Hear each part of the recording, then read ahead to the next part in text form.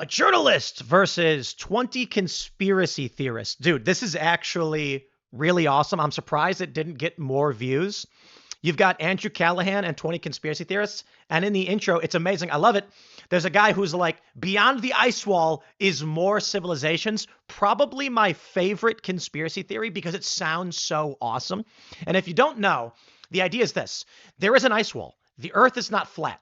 There are flat earthers who claim Antarctica is an ice wall. When you get to it, it's just you can't go over it or you fall off the edge of the Earth or something like that. It's holding all the water in.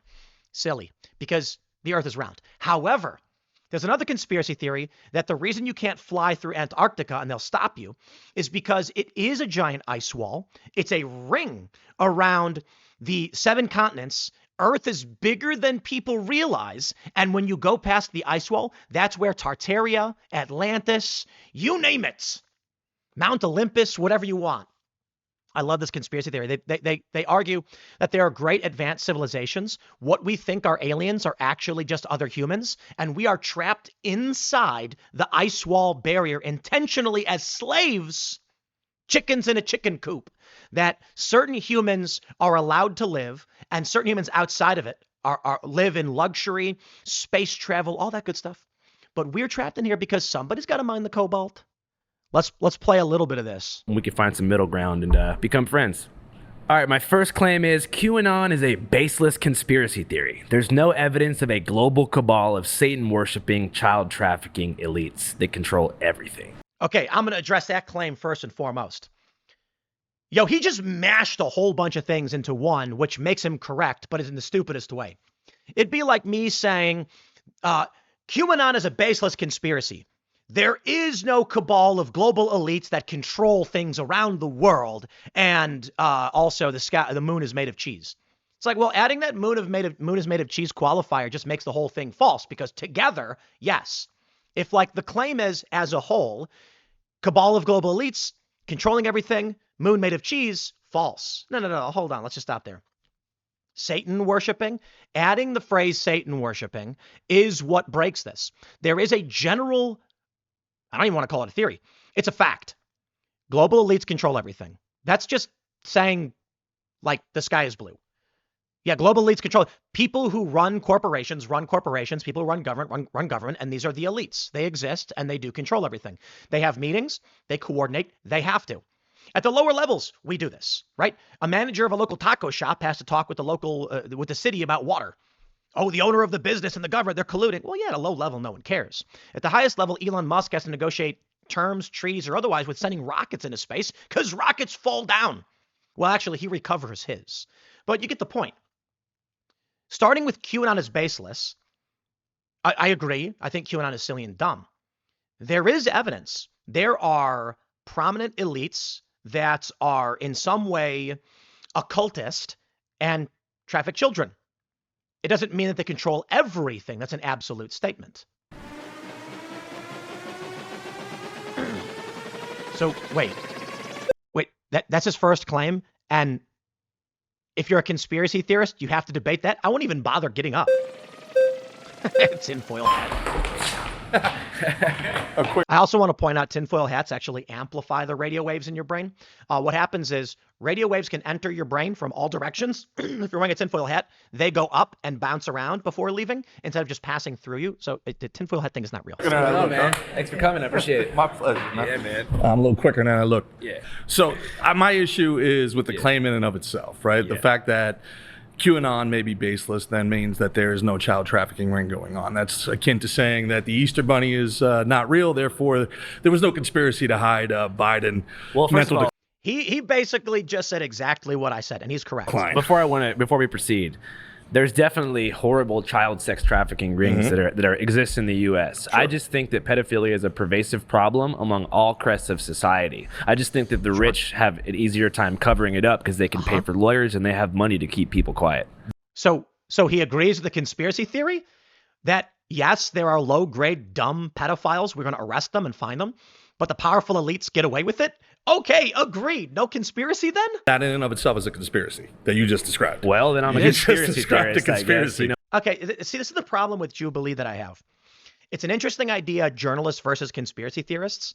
But the stupid thing is, If you're going to make an outrageous, insane claim, even the conspiracy theorists are going to be like, well, that's crazy. Conspiracy theorists are like, hey, I think this is a possibility. A good journalist is a conspiracy theorist. You would say, I believe the government does this thing, and I want to investigate that because I have evidence suggesting it may be the case. And then when you find out they do or don't, you publish your findings. No, I just don't think it's limited specifically to an unnamed, anonymous class of baby-eating elites. Well, let's say the NGOs that are unnamed, right? We have humans being trafficked in migrant camps going all across Mexico. Somebody pays for that, whether it's NGOs, whether it's the UN. Yeah. We have pedophile rings that we know have been exposed throughout the Catholic Church. It's hard to get more elite than the Vatican. Right? Then you have people that... Wait, hold on. Is this whole thing just him debating over whether or not there's elite pedophiles or something? that are hiding, obviously, what's going on with Jeffrey Epstein, Ghislaine Maxwell. So the idea that because we don't know who the tip of the spear is, or that the cobra hasn't shown its head, means that there's no cabal behind the scenes. Somebody is coordinating this. Now, let me put it this way. I wish that there was as much scrutiny being applied to the evidence that we have and that we've presented than there is to the conspiracy theorists that are presenting the evidence, right? Like, a conspiracy theorist to me is a derogatory claim for people that don't trust establishment narrative, right? But the establishment has done everything they possibly can do to discredit themselves. And I think that the establishment had a hand in creating QAnon. I think it's the sole biggest driving force and making all... Careful, Andrew. That sounds like a conspiracy theory. I'm just saying... That is hands down a conspiracy theory, and I agree with it. This is why I have warned people all the time. Be careful of these anonymous figures online who will send out crackpot ideas. Let me do this. I'm going to skip ahead. I'm not here to play the full hour of Jubilees, whatever they do. Let me say this. The Charlie Kirk assassination conspiracy theory. We had Andrew Colvett on last night, and he's like the second in command for Turning Point. Or I don't know. I don't want to disparage or discredit the hardworking people at TPUSA. But Colvett is a prominent figure. He was partners with Charlie in business. And he said, and I think he said exactly the right thing. Oh, no, that'll trigger more conspiracies. No, he said, there's questions that I have, but as someone involved in TPUSA, he doesn't want to jeopardize an ongoing investigation. However, he said, I do have questions. Like, how did people seem to have foreknowledge of this attack on Charlie? They were posting online. He's right. He says, I generally think they're moving in the right direction, and I trust what they're saying. I agree with him. It is crazy that within a few hours, people were like, Israel did it. Yep. Oh, it's funny because Ian Carroll said this. I don't got beef with Ian Carroll. It's fine. I think I can criticize him here. I don't follow him enough to say that he's right or wrong on most issues. I don't know. So it's not to impugn his honor necessarily, but to critique where, come on, dude. Within a few hours, you said we know that Israel did it. He said he was their best friend and they killed him. Oh, bro, this letter just came out. Charlie was praising Israel and talking about how he's going to defend them and all that. Even Nick Fuentes was like, and there it is. Come on. Like, criticize Israel. Please do so. Okay? You're allowed to do it. But this idea is so insane. Like, the greatest ally of Israel, the United States, trying to turn Gen Z in favor of Israel. And you're like, Israel killed him. That's nuts. And so therein lies the point. All of these videos come out. They accused his security team, some of his best friends, and still great allies of TPUSA. These videos came out accusing them. The palm gun thing, now it's a detonator. Oh, they're changing their story faster than you can even believe. I believe many of these videos go viral and these theories go viral because it distracts from the actual story. And that is, there's some real questions. We had Ryan Mata on Culture War just the other week. He said, actually, we don't know it was a 30-06 because that report from the ATF came out before the ballistics came back. Fair point. So it's possible. We didn't get the video of the alleged shooter in the prone position taking the shot, only him running away. Okay, interesting. I don't know. I'm not an overt conspiracy guy, but I certainly think any good journalist is a conspiracy theorist. So I entertain that. I say, okay, interesting point. Now I can think of reasons why they wouldn't release it. It could show there could be some information gatherable by watching that video that could compromise their investigation. And I know the conspiracy theorists, the diehards, are going to say, no, it's not. They can listen. Oftentimes when confessions are made, when evidence is gathered, in order to determine whether or not it's legitimate, there's privy to information. Information only this person would know. If they release the video, perhaps something occurred. that only this guy would know. They don't want the public to have access to because it could compromise or create false confessions and just in otherwise jeopardize part of the investigation. Maybe he had a drone. Maybe the drone flew away. And they don't want, as they're investigating, false reports of drones to be collected, and then they got to deal with 1 million. They want to keep that private, so as they investigate, they don't get drowned out by noise and static. I'm not saying that actually is what happened, but that's a decent point. So when he says the establishment created these conspiracies, that's a really great point. I think they do. It's like, if you think about this, right? Like, we know with the Epstein stuff, there were underage sex trafficking rings that existed, right? Now think about this logical digression. The conspiracy theorists were right the whole time. From that, and they're eating babies to get adrenochrome so they can be immortal. So think about how different those things are. And that's disproving the existence of one by continuing to, it's what we call searching for the falsehood, right? So something can't be true because 3 steps down the line something is untrue. I think that doesn't mean the first thing is true. Yeah. We can agree that there are children being trafficked. Yes. We can agree that it seems to be some sort of systemic industrialized component to this child trafficking, right? Absolutely. Okay. So then somebody has to pay for that. Somebody has to organize that. Yeah. Somebody with means, somebody that could be, I don't know. And then here's what happens. It's funny because this Callaghan guy is like, I think the establishment created those theories. Bro, you are the journalist who is pulling off the fake fact check. This guy right here is correct. We should have him on the culture war. He's saying there is trafficking. It does appear to be systemic. Someone is funding and financing it. Everybody agrees. And then what happens is these journalists come out and go, fact check. Is there an elite cabal of child sex traffickers who have been operating a systemic system? A system of trafficking with wealth and means to cover up their crimes, specifically with the Easter Bunny? False. And you go, wait. It's the point he made about the Easter Bunny. That's why I said it. Well, who said anything about the Easter Bunny? You added that to try and claim false to the point being made. Classified as an elite. Yeah. And that could be an elite child conspiracy, right? To traffic children. Could be a cartel middleman with a bunch of money, man. And listen, what I would say is this. What people that trust establishment, not that you're one of them, what I wish that they understood is that we agree with them in that I hope I'm wrong. Right. Like, the establishment wants me to be wrong, and I want me to be wrong. I don't want there to be children being trafficked. Right. And I don't want our government, our taxpayer dollars having anything to do with it. But I think that a conspiracy theorist used to be called an investigative journalist. We have questions. And I think that those questions deserve to be answered. And I think that that's the issue here. When people say, no, there's no list, stop asking questions, move on, well, then we feel like we should ask some more questions. Yeah, and it's linking So here's his next claim. I skipped over claim number 2, which normally, I don't know, they normally segment these, but they haven't done it just yet for some reason. I wonder if I can just jump to claim number 2 real quick, which is right here. And it's 9/11 was not an inside job. It was coordinated terror attack by Al-Qaeda. We'll get to that one. This one's interesting. The Hunter Biden laptop. Let me just play it. Joe Biden to criminal conduct or corruption. Let me. Hey, thank you, man. Appreciate it. My God. Yeah. All right, my next claim is that Hunter Biden's laptop reveals personal issues but provides no evidence linking Joe Biden to criminal conduct or corruption. Let's get there were some photos. 10% for the big guy? The emails? Get into it. What up, man? What up, Andrew? Good to meet you, man. Channel 5. It's actually funny because everyone being a conspiracy theorist, you can see people didn't even bother getting up because they don't care about this issue. Thanks for coming, bro. I appreciate it. Oh, yes, sir. Howard.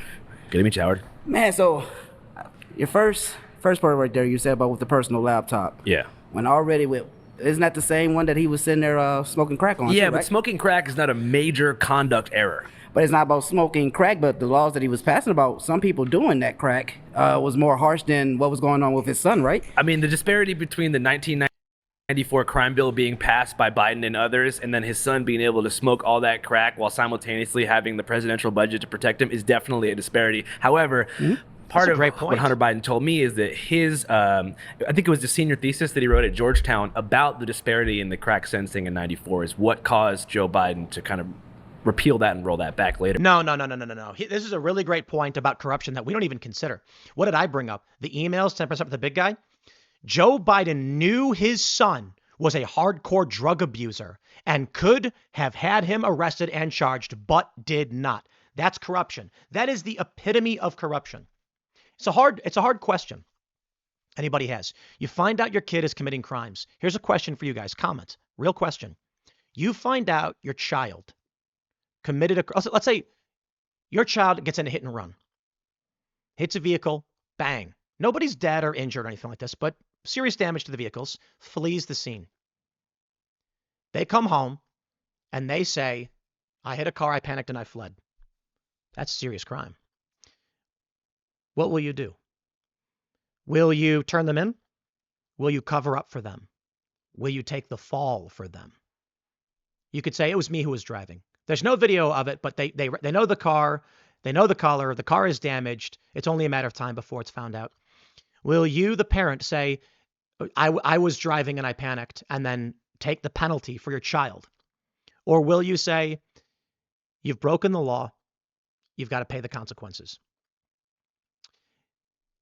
How severe, right? You're a local cop. You work in the DEA.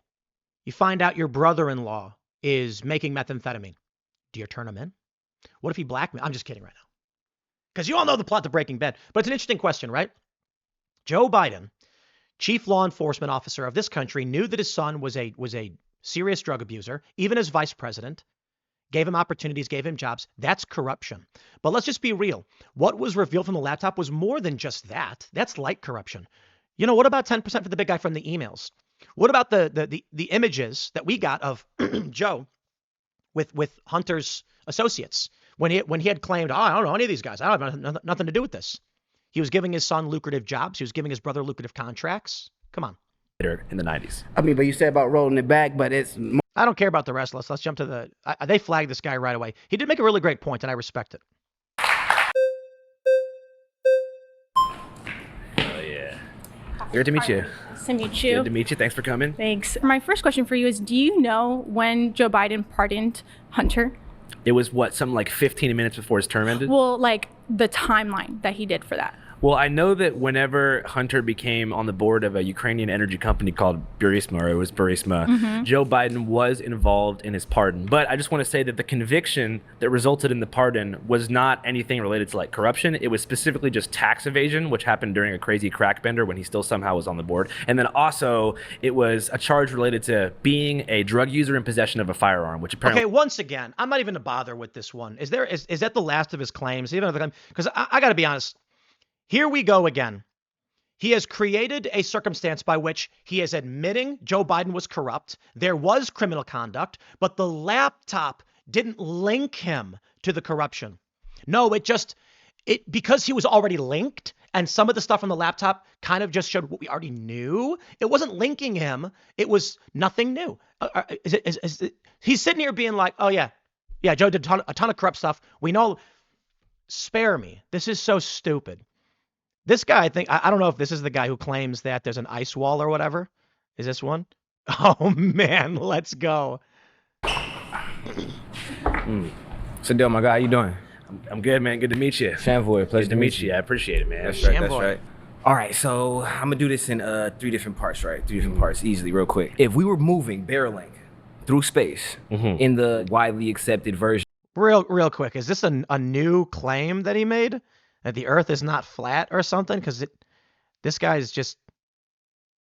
let's just roll. That NASA gives us at 64,000 miles per hour, right? While spinning on our axis at over 1,000 miles per hour. The constellations would change every hour. The stars would not be able to remain the same. Polaris, one star in the middle that all the other stars circle. The further you get... I just want to pause, and I think this guy's never had to deal with what we call parallax. I learned this when I was a teenager making video games. The way you create the perception of depth in a 2D game, we call it parallax scrolling. So the way I did it, I don't know how people program video games, but I used to. And so what you have here is you have like a 16:9 block, and you have your X and Y coordinates. You create a perimeter or an invisible object. And then what you do is, you don't even need to actually set an invisible object. What you program in is, let's say your character is Mario. You get the Mario running. You say if Mario y coordinate equals 50. Let's just do by percentage or whatever. Set Mario y coordinate 49. What that means is every time Mario hits the 50% mark, he blinks back 1 pixel, 1%. So he never actually moves. He's just constantly hitting against this wall. You then set another parameter. If Mario object equals y 50%, set object, then your obstacles, minus 1y. What ends up happening is as he bumps into that wall, all the objects move back by 1%, and they drift towards the other side of the screen, creating the perception that Mario is running forward, when in fact, it's the world moving backwards. That's at least how I used to program the games. Then you can create parallax. What you do is, so let's just say you don't say 1. If you're doing by actual pixels, say reduce, y equals minus 1 or whatever. Then for the background, what you do is y equals minus 0.5. So as the ledges are moving, the things in the background are moving slightly slower. Then you do the clouds even slower. So the background is moving more slowly, creating a three-dimensional illusion, as it were. So when he's basically saying like the constellations would change every hour, it's like they're very far away. So it's like when you see the plane moving real slow. Get away from Polaris, the faster the stars are moving. The closer you get inside of it, the slower they're moving. This star has not moved for eons, centuries, hundreds of thousands of years, which would be impossible if we were barreling through space. Well, the question is, Antarctica is kind of the biggest thing when I talk to flat earthers. Come on, wait, hold on. You didn't even answer his question? Fact check. According to NASA, Earth revolves around the sun 65 to 67,000 miles per hour. The Earth is spinning a little faster than 1,000 miles an hour. A time-lapse photo or video clearly shows stars move constantly. Polaris of the North Star appears to stay still because it aligns almost perfectly with the Earth's North Pole. I appreciate the guys. Look at reptilian humanoid. Right? If you were to enter Antarctica from beneath Argentina, right, Tierra del Fuego, and get onto Antarctica, if you went through the whole thing, would you pop out on the other side of the sphere, on the other side of the southern hemisphere? No. So when we talk about the Antarctic wall, right, it's not a sphere or a flat surface. It's a bandwidth. It's almost like a snow globe. You understand? So where the firmament is making the actual the solidified structure of Wait. He's saying the ice wall is the firmament and outside. Wait, what? Close. The solidified structure that we're standing on is the Earth, and the Antarctic ice wall is around it, encapsulating everything that we're in right now. So leaving outside of that, of course, you would get to more places, more pieces of the Earth. That we've been regulated away from. The Antarctic wall is the ice shelf that surrounds the continent. The coastline and ice shelves have been well documented, and no evidence supports hidden walls or lands beyond it. But can't we just pretend? Yeah. So the ice wall is not infinite, or it is infinite? No. So what's past the ice wall? Or other civilizations. Oh, shit. Yes, so sir. on the same plane, there are other parallel societies? Absolutely. Have you heard of Agatha? No. Ooh. Agatha is believed to be the hollow earth. And there are different Hopi prophecies. There are different different Native American prophecies in which they describe an ant people, an entire civilization. This will talk about the Atlanteans, even however you would like to call it. Yeah. But on these old maps, once you pass the ice wall, there are other continents just outside with different types of ligers, different types of genetic splice, different type of aliens that you would call it. Yeah. So whether or not you would say they're extraterrestrial, interterrestrial, whatever it will be, that's connected into the Anunnaki thing. But yeah, it's almost impossible that the science that NASA gives us to deceive gives us. Yo, this dude just mashed them all together. Let's go. Anunnaki is an alien race that, according to some theories, created humanity. They come from a faraway planet. I believe that's either Nibiru or Planet X or whatever, that has an elliptical orbit of around 2,500 years in our solar system. When it comes into our solar system, it starts to collect solar radiation and warm up. However, because it's going to leave much more quickly, I should say it's going to spend much less time around the sun than it does in the elliptical orbit. This results in a planet that gets very, very cold for a very long time. So the Anunnaki have to collect gold from the surrounding planets near Earth so that they can put it into their atmosphere to maintain the temperature. And then what they did was they came to Earth and they created the Order of the Serpent. But the Order of the Serpent were meant to be slaves. But they were too smart. They understood the nature of reality, and so they rebelled. So then the Anunnaki were like, okay, let's try with chimps or whatever, and took some apes, genetically engineered humans, and then said, you're going to go mine gold for us. We need that gold, so go do that slave labor. But then the Order of the Serpent went to them and was like, hey, yo, don't do this. Be free. I gift you knowledge. And then the humans were like, holy crap, I'm naked. Hey, you get the idea of where that story comes from. Humans then resisted. The Anunnaki were like, yo, this is crazy. We're going to take your gold. We're leaving anyway. And the general argument is that's why humans like gold, I guess. I don't know. Now, that's just one piece of the theory.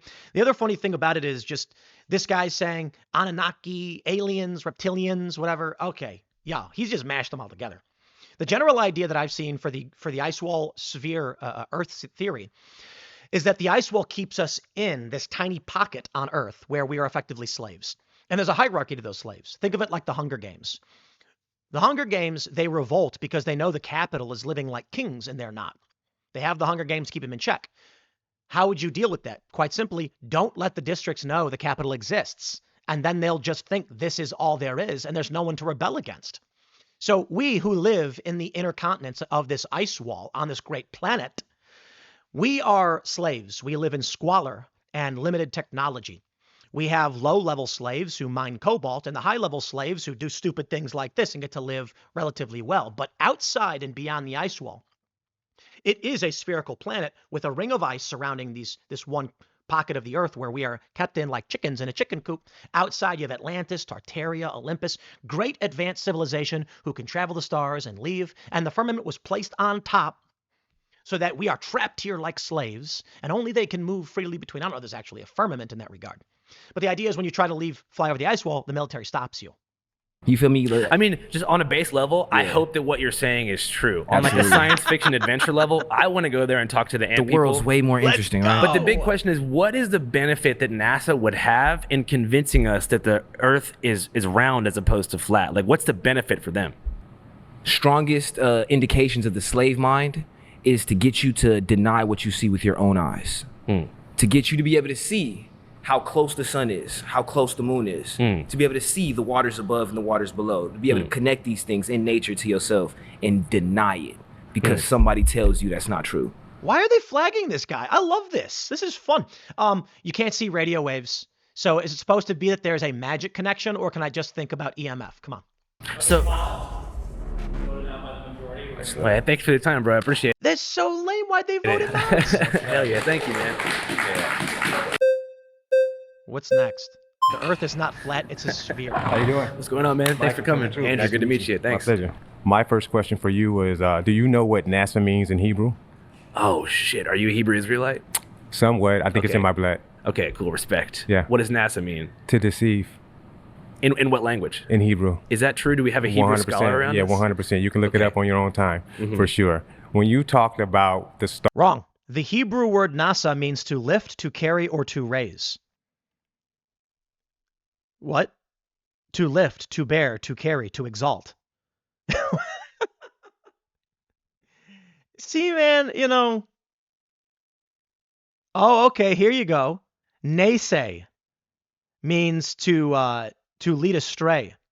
So wait, what's the difference? Oh, this is interesting. Blue Letter Bible says it means to lead astray, to delude, to seduce, to beguile, to deceive.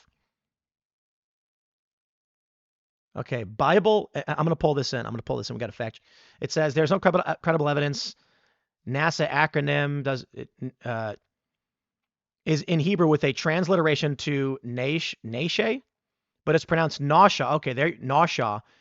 Meanings of the word vary in the context, alluding to deceive or to lift. Oh, interesting. stars, lights not reaching the Earth because of the time delay of, space travel or things like that. I think the true answer to the question is the stars are placed into the firmament. Genesis 1 verse 4, the stars are placed into the firmament on like the fourth day of creation. So these are not vast, distant bodies moving through outer space, going, losing all. There's no point in even hearing this. Not to say that I disrespect this. I'm trying to disrespect this guy, but he's making his point. A journalist is not going to be able to refute, or okay, that's what you believe. Thank you and have a nice day. The question is, who do you trust and which systems do you trust? Me, I trust the science. And what does that mean? Not the liberals who go, trust the science and wear 2 masks. That's not science. That's cult ideology. Science would be testing and verifying. There are things that I have and have not tested and verified. There are things that I have. So if someone says to me that the sky is the waters above, I would say, well, I've never been up there and I don't know for sure. So fair point. You are to believe what you wish. However, if I'm going to live my life based off of predictions and certain things that I believe to be true so that I can make better moves and be more successful, I'm going to go with the science thing. And I mean, I've worked on radio transmitters. I built a remote control can of green tea. The videos on my YouTube channel, I did it. This is like 15 years ago. I've worked with these technologies. I've dismantled them. I've seen what makes them tick. I have tested them. I have not tested everything.